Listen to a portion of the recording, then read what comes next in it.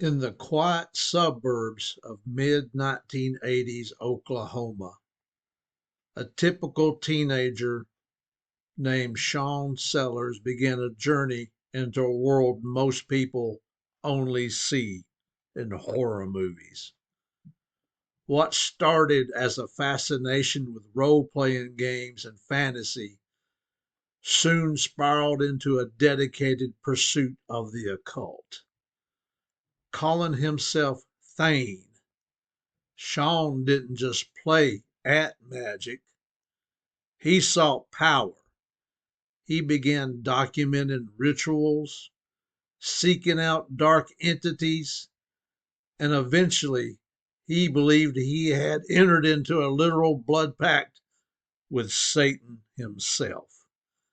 It was a slow fade, a young man trading his soul for the promise of control in a world where he felt powerless. The spiritual darkness Sean invited in eventually demanded a physical price. In 1985, at just 16 years of age, the influence of what he described as a demonic presence took hold. He walked into a convenience store and took the life of a clerk for no reason other than to prove his allegiance to the darkness. Months later, the tragedy deepened as he murdered his own mother and stepfather while they slept. The nation was horrified, but the underlying question remained. Was this simply the act of a troubled teen, or was it the devastating fruit of an unseen spiritual war? The law moved swiftly. Sean Sellers became the youngest person on death row in the United States. In the confines of a concrete cell, the power he thought he had gained vanished, replaced by the crushing weight of reality. He was no longer a high priest of the occult. He was a number in the system, facing the ultimate penalty for crimes that shocked the conscience of the world.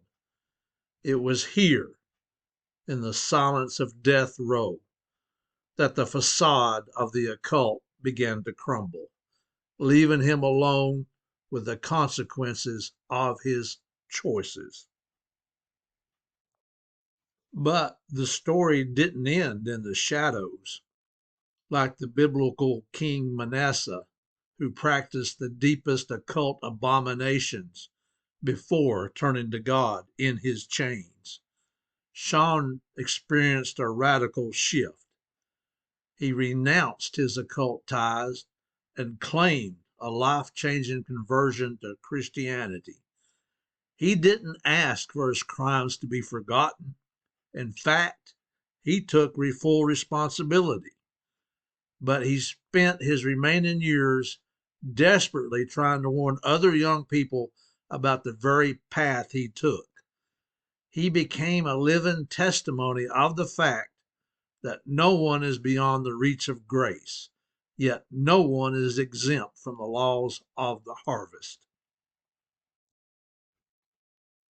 When Sean was in prison, God cried out to Sean, telling him that he was not doomed.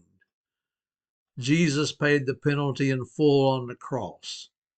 All Sean had to do was believe and trust in that gift of pardon Jesus offered. Meanwhile, the adversary, whom we know as Satan, was trying to keep Sean in defeat. He was telling Sean he was a bad person. Forgiveness was not possible for the vile things Sean had done. Satan told Sean that he belonged to me. Up until his execution in 1999, Sean Sellers remained a polarizing figure. To some, he was a master manipulator. They believed his conversion to Christianity to be a scam to prolong his life. To others, a brand plucked from the burning fire. Only God knows his heart. But his story serves as a vital case for us at anunseenworld.com. It highlights the very real dangers of dabbling with the occult. It also demonstrates the terrifying reality of demonic influence. Sean's life is a somber reminder. The unseen world is not a game. It is a battlefield where the stakes are eternal. The prize is your soul, and the only true protection is found in the light of the truth of the gospel. The gospel being that Jesus died on a cross voluntarily to pay the penalty for your sin and mine. And I hope and pray that Sean Sellers' conversion to Christianity was real, and he's now with Jesus in heaven and not the other place. This is Gary Goodworth. Thank you for being with me today. I'll see you in the next video. God bless.